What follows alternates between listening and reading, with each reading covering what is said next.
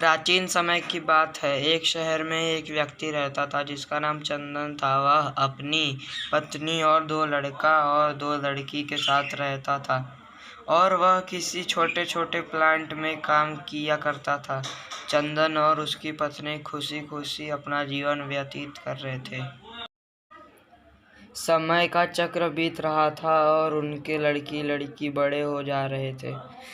जब उसकी बड़ी बेटी 5वीं कक्षा में पढ़ रही थी, तभी एक दिन स्कूल के छुट्टी के समय वह लड़की सीढ़ियों से नीचे उतर रही थी। तभी पीछे से किसी लड़की से धक्के लगाने के पर वह सीढ़ी से नीचे गिर गई, जिसके कारण उसके पैर में चोट आ गई। जब लड़की घर पर लंगड़ाती हुई आई तो उसके पिता ने पूछा, क्या हुआ? तभी लड़की ने उन्हें पूरी बात बताई।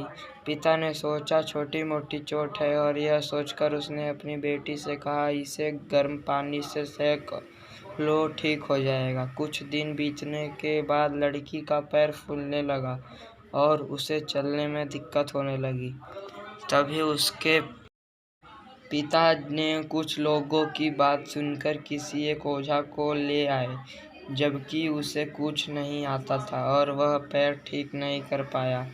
कुछ समय बीतने के बाद जब उस लड़की की हालत और ज़्यादा खराब होती जा रही थी, एक दिन जब उसके पिता अकेले कहीं बैठे हुए थे तो मन ही मन सोच रहे थे कि क्या करें।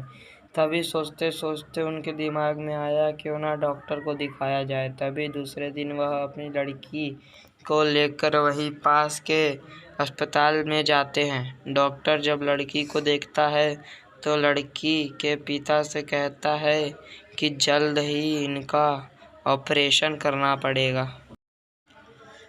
क्योंकि इस लड़की ने पैर में एक बहुत ही बड़ा घाव हो चुका है, जिसके कारण लड़की का पैर भी काटना पड़ सकता है। पिता डॉक्टर से पूछते ना कि ऑपरेशन में कितने पैसे लगेंगे। तभी डॉक्टर कहता है, लेकिन पैसे की तलाश में इधर से उधर जाने लगता है।